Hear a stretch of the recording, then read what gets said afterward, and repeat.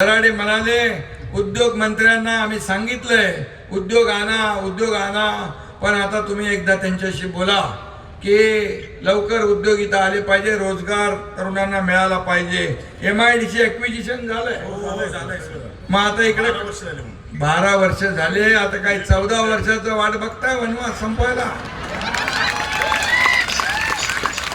हा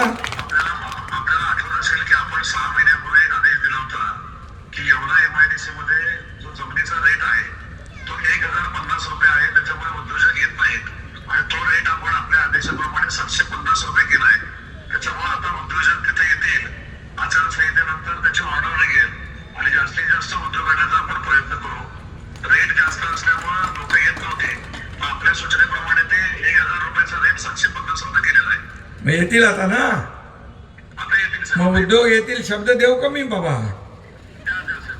आता मी बघा एकदा शब्द दिला की पाळतो, त्यामुळे तुम्ही तात्काळ त्याची प्रक्रिया करा.